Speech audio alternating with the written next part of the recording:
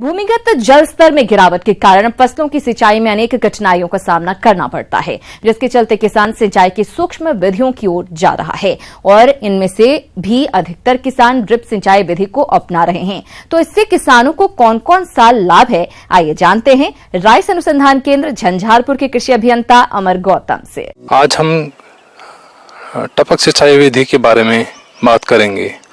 जैसा कि हम सभी जानते हैं कि भारत में अधिक से अधिक क्षेत्र को संचित बनाने के लिए यह आवश्यक है कि सीमित जल संसाधनों का अच्छे इस तरह से इस्तेमाल किया जाए कि अधिक से अधिक पैदावार हो।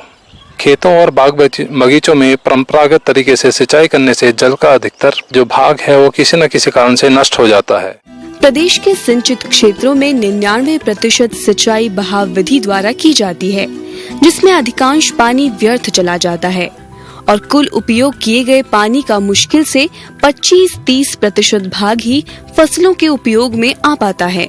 अभी भी हम अपनी खेती के तरीकों में वे बदलाव नहीं ला पाए हैं जिसमें कम पानी की आवश्यकता हो और अधिक उत्पादन मिल सके। अतः पैदावार बढ़ानी हो तो समन्वित जल प्रबंधन, विशेषतः सूक्ष्म सिंचाई प्रणाली की महत्ता को आत्मसात करना होगा। यदि जल प्रबंधन के लिए वैज्ञानिक तौर तरीकों को अपनाया जाए तो जल की बचत की जा सकती है।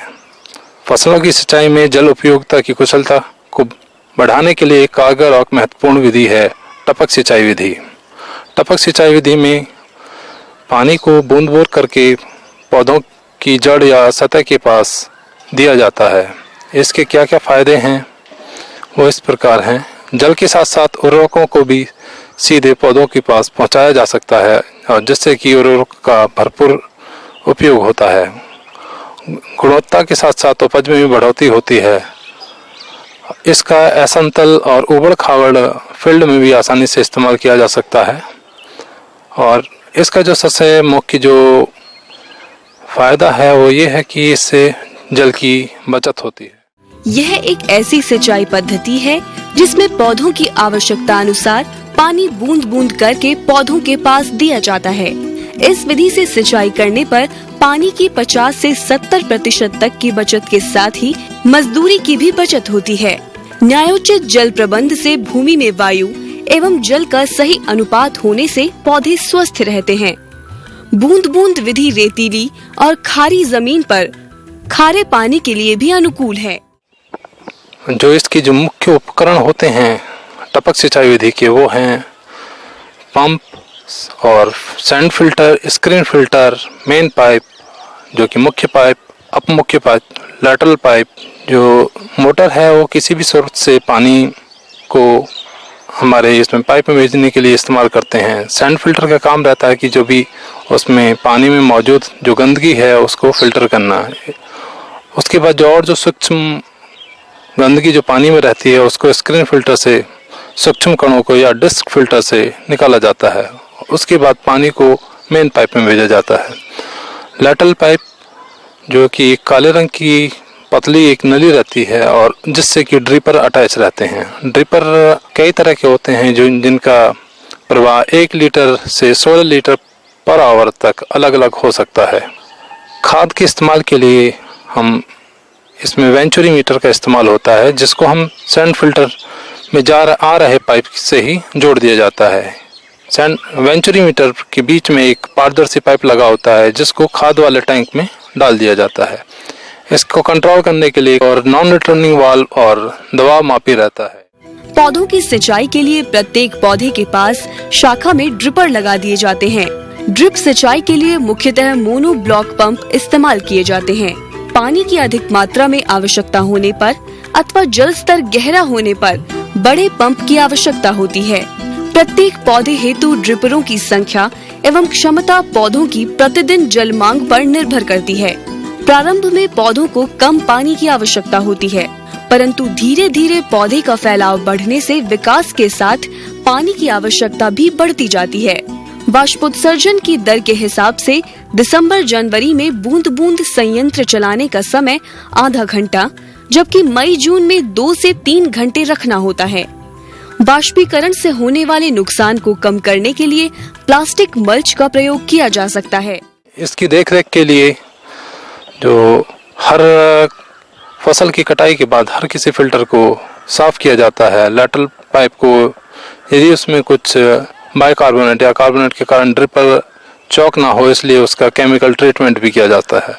सैंड फिल्टर को साफ करने के लिए पानी को नीचे से ऊपर की तरफ बैक फ्लश वाल्व को बाद में खोल दिया जाता है, जिससे कि सैंड फिल्टर में मौजूद जो गंदगी है वो निकल जाए। इस विधि के प्रोत्साहन के लिए केंद्र सरकार और राज्य सरकार इसके लिए अलग अलग अनुदान देती है, जो कि SC, ST, OBC हर किसी के लिए अलग अलग है। इसकी अधिक जानकारी के लिए हम बिहार गवर्नमेंट की डिपार्टमेंट ऑफ एग्रीकल्चर की साइट को विजिट कर सकते हैं। किसान भाइयों, मौसम चक्र के क्रमिक बदलाव के कारण भीषण गर्मी, कड़ाके की ठंड, आंधी, बारिश और तूफान जैसी मौसम की चरम स्थितियों का असर अब फसल चक्र में बदलाव के रूप में दिख रहा है। इससे प्रमुख फसलों की उत्पादकता में कमी आ रही है। ऐसे में अभी से ही हमें इसे रोकने के लिए कदम बढ़ाने होंगे। कृषि क्षेत्र में हम कौन कौन से कामों को करके ग्लोबल वार्मिंग को रोक सकते हैं, चलिए जानते हैं बिहार कृषि महाविद्यालय जिला भागलपुर की कृषि वैज्ञानिक डॉक्टर सुवर्णा रॉय से। वार्मिंग या वैश्विक तापमान बढ़ने का मतलब है कि पृथ्वी लगातार गर्म होती जा रही है। वैज्ञानिकों का कहना है कि आने वाले दिनों में सूखा बढ़ेगा, बाढ़ की घटनाएं बढ़ेंगी और मौसम का मिजाज पूरी तरह बदला हुआ दिखेगा। आखिर ग्लोबल वार्मिंग क्या है, आप सोच रहे होंगे। ग्लोबल वार्मिंग का मतलब सामान्य तापमान में हो रही वृद्धि से है। हमारी धरती प्राकृतिक तौर पर सूर्य की किरणों से ऊष्मा प्राप्त करती है। ये किरणें वायुमंडल से गुजरती हुई धरती की सतह से टकराती हैं और वहीं से परावर्तित होकर पुनः लौट जाती हैं।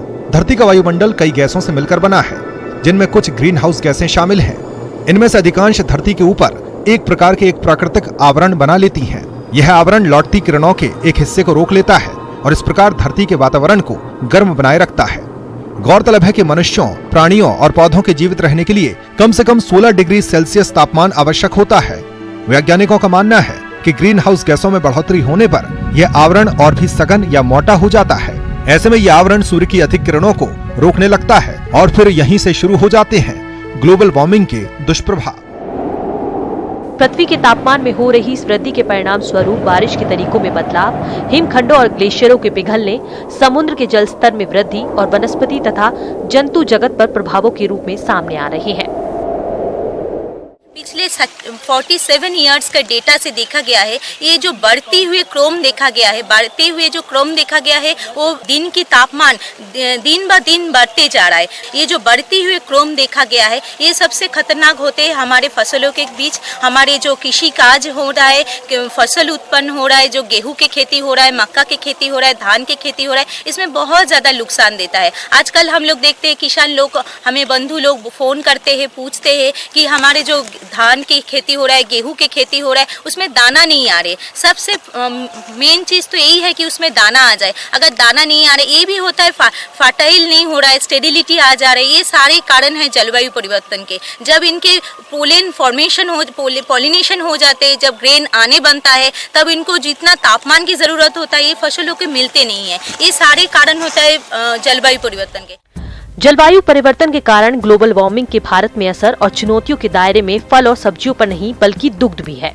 जलवायु परिवर्तन के भारतीय कृषि पर प्रभाव संबंधी अध्ययन पर आधारित कृषि मंत्रालय की आकलन रिपोर्ट के अनुसार अगर तुरंत नहीं संभले तो इसका असर 2020 तक 1.6 मीट्रिक टन दूध उत्पादन में कमी के रूप में दिखेगी। एक अध्ययन के अनुसार यदि तापमान में 1 से 4 डिग्री सेल्सियस तक वृद्धि होती है तो भोज्य पदार्थों के उत्पादन में 30% तक कमी आ सकती है। जैसे भारत में चावल का वार्षिक औसत उत्पादन 90 मिलियन टन है। तापमान के बढ़ने से इसमें 2020 तक 6.7%, 2050 तक 15.1% तक कमी आ सकती है। गेहूं के उत्पादन में 2020 तक 5.2%, 2050 तक 15.6% और आलू के उत्पादन में 2020 में 3%, 2050 में 14% तक कमी होने की संभावना है। जो 47 इयर्स रिसर्च हमने किए हैं, उसमें हम लोगों को मिला है कि जो देखा गया है, जो तापमान पृथ्वी पे बढ़ रहा है, वो किस कारण के वजह से बढ़ता है। ये इस वजह से बढ़ता है कि कभी कार्बन डाइऑक्साइड एमिशन हो रहा है, नाइट्रस ऑक्साइड एमिशन हो रहा है, मीथेन एमिशन हो रहा है। ये सारे गैसेस को हम लोग बोलते हैं ग्रीन हाउस गैसेस। ये जो ग्रीन हाउस गैसेस है, यही कारण होता है जलवायु परिवर्तन के। यही हमारे पृथ्वी के ऊपर पर भी हमारे तापमान को बढ़ा देता है। यही जो तापमान है, इसी में हमारी फसल के नुकसान हो रहा है। इसी तापमान को घटाने के लिए कुछ प्रक्रिया, कुछ तकनीकी लिया जाता है। बहुत सारे हमारे पास ऐसे वैरायटी है, धान के वैरायटी, गेहूं के वैरायटी, जो इस तापमान के रोकने की, तापमान पे सह सकता है, इस ड्रॉट को सह सकता है, कभी तापमान को सह सकता है। ऐसे बहुत सारे वैरायटी होता है जो लगाने से ये हो सकता है। और बहुत सारे ऐसे कोई तकनीक है, जैसे हम लोग साधारणतः करते हैं ट्रांसप्लांटिंग राइस को कादो करके, पाडलिंग करके उसकी राइस की खेती करते हैं। ये बहुत ही नुकसानदायक है, क्योंकि इसमें देखा गया है मीथेन एमिशन, जो एक भयंकर ग्रीन हाउस गैसेस है, ये मीथेन एमिशन 62.7% बढ़ जाता है। तो ये इसके बदले में अगर हम जीरो टिलेज, मतलब बिना जुताई के गेहूं करें और हम लोग डायरेक्ट सीडेड राइस, धान की खेती करें डायरेक्ट शोइंग करके, उसके बाद बिना जुताई के गेहूं करें, ये सारे गैसेस एमिशन कम हो सकता है। और एक बंधु, एक सबसे इम्पोर्टेंट एक बात कह देता हूँ, ये जो नाइट्रस ऑक्साइड एमिशन होता है ना, ये सबसे बड़ा मूल कारण इसके वजह से है। जैसे यूरिया डालते हैं, कोई भी हम लोग जैसे नाइट्रोजन देने के लिए जो फर्टिलाइजर डालते हैं, ये हम लोग समतल मात्रा में डालें। जो मात्रा साइंटिस्ट से, वैज्ञानिक पद्धति से दिया गया है, उसी मात्रा से डालें। कम उसमें पेस्टिसाइड यूज करें, कम फर्टिलाइजर डालें। भविष्य की इस चुनौती के मद्देनजर अनियंत्रित खाद के इस्तेमाल से बचते हुए भूमिगत जल दोहन रोककर उचित जल प्रबंधन की मदद से युक्ति संगत सिंचाई साधन विकसित करना ही एकमात्र उपाय है। इसके लिए जैविक और जीरो बजट खेती को बढ़ावा देना आज जरूरी हो गया है। जैसे एक टेक्निकी है मल्चिंग। आप लोग सब सुने हैं कि जो आच्छादन, जो फसल के बीच में जो दूरी होता है, उस जगह को खाली मत छोड़िए, उसमें कोई आच्छादन बिछा दीजिए। ये क्रॉप के जो रेसिड्यू, मतलब फसल की जो अवशेष बच जाता है, उसी को बिछा के अगर हम ढक के रखेंगे तो हमारी जो पानी की नुकसान होता है मिट्टी से, ये भी कम हो जाएगा। और एक बात हम बता दें, फसल अवशेष का प्रबंधन बहुत ही जरूरी है आज के दिन, आज के डेट में। इसमें जो भी फसल के अवशेष बच जाता है, कोई बंधु हम लोग जला देते हैं, इसे जलाने को रोकिए। एक जलाने से हमारी कार्बन डाइऑक्साइड की एमिशन हो जाता है। वही कार्बन डाइऑक्साइड जो ग्रीन हाउस गैसेस है, ये ग्रीन हाउस गैसेस जो आपकी फिर से पृथ्वी के तापमान बढ़ाने वाला है। इसके बदले उसी से आप लोग कंपोस्टिंग बनाइए, खाद तैयार कीजिए। ये खाद 90-120 दिन में बन जाते हैं। इसी खाद को आप लोग खेती में इस्तेमाल कीजिए। ये जरूर कीजिएगा ताकि हम लोग इस ग्रीन हाउस गैस एमिशन से जूझ सके और हमारी ग्लोबल वार्मिंग पोटेंशियलिटी और पृथ्वी को तापमान बढ़ने से बचा सके। मौसम के अनुसार प्रबंधनों पर ही टिकी है आपकी खेती बाड़ी, इसलिए मौसम पूर्वानुमान और उस पर आधारित साप्ताहिक कृषि सलाह इस प्रकार है। ग्रामीण कृषि मौसम सेवा भारत सरकार, डॉक्टर राजेंद्र प्रसाद केंद्रीय कृषि विश्वविद्यालय पूसा समस्तीपुर, बिहार कृषि विश्वविद्यालय भागलपुर और बिरसा कृषि विश्वविद्यालय रांची के द्वारा भेजे गए मौसम पूर्वानुमान के आधार पर किसानों को सलाह दी जाती है कि पूर्वानुमानित अवधि में उत्तर बिहार के जिलों में आसमान में हल्के से मध्यम बादल छाए रह सकते हैं। उत्तर बिहार में अगले 2 से 3 दिनों में कहीं कहीं हल्की वर्षा होने का अनुमान है। वर्षा के दौरान 1 से 2 स्थानों पर गरज वाले बादल बनने के साथ तेज हवा रह सकती है। पिछले 30 मई को उत्तर बिहार में कहीं कहीं हल्की वर्षा हुई है, जिसके चलते खेतों में हल्की नमी आ गई है। अगले 2 से 3 दिनों में कहीं कहीं हल्की वर्षा को देखते हुए किसान भाइयों को कृषि कार्यों में सतर्कता बरतने की आवश्यकता है। रबी मक्का की दौनी एवं दाने सुखाने में विशेष सावधानी रखें। मूंग एवं उड़द की तैयार फलियों की तुराई अविलंब कर लें। बसंतकालीन मक्का की खड़ी फसलों में कीट और रोग व्याधि की नियमित रूप से निगरानी करते रहें।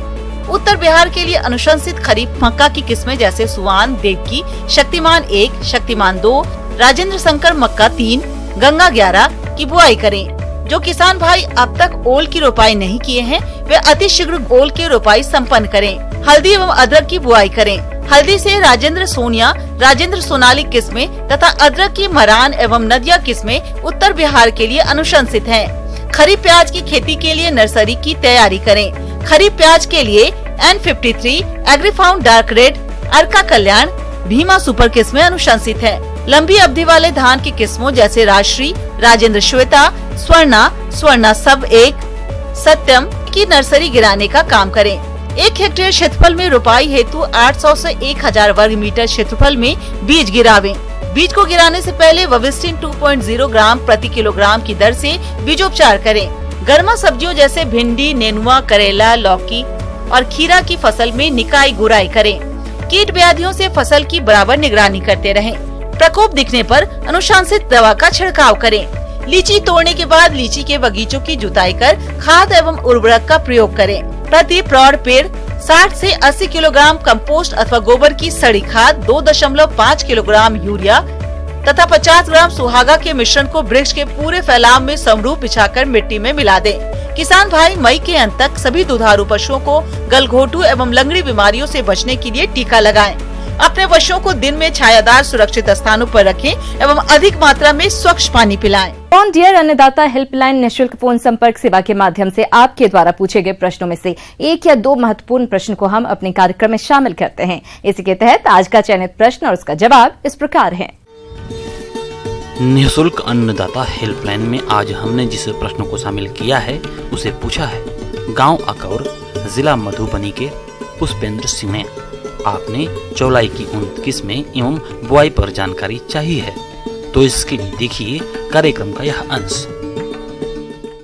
देखिए, लाल साग जो है इसको हम चौलाई के तौर पे कहते हैं, अमरैंथस ग्रुप का आता है।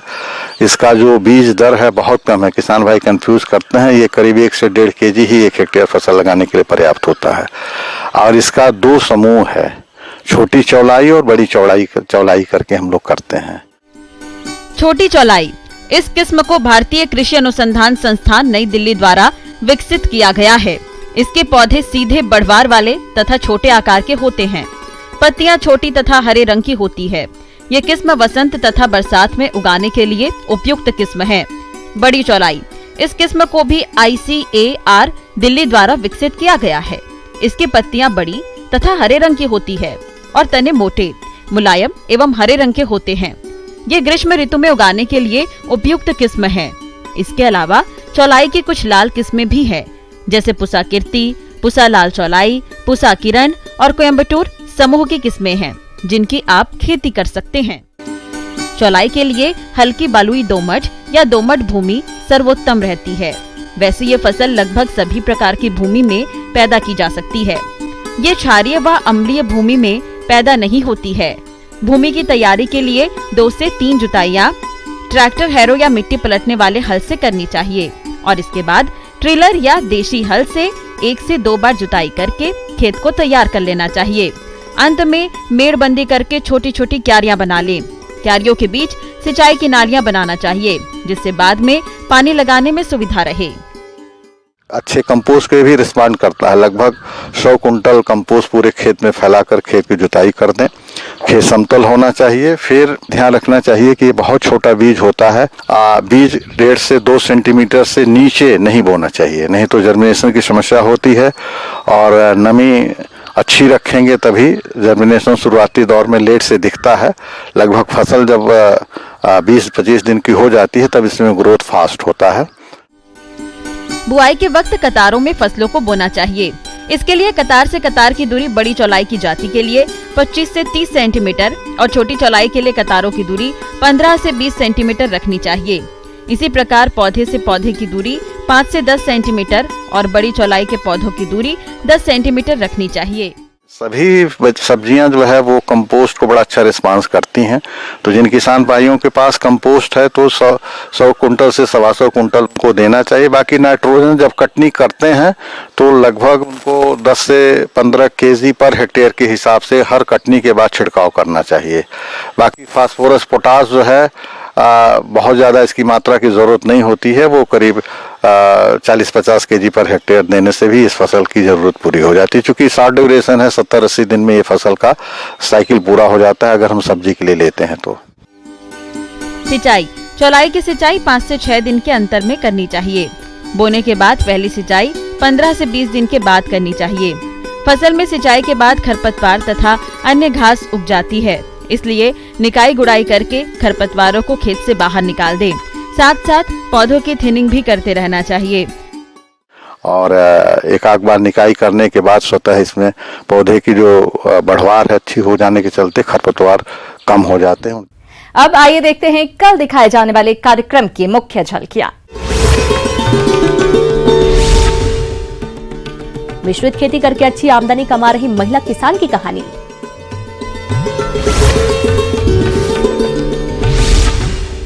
गेंदे की अधिक उपज देने वाली किस्में एवं नर्सरी तैयारी।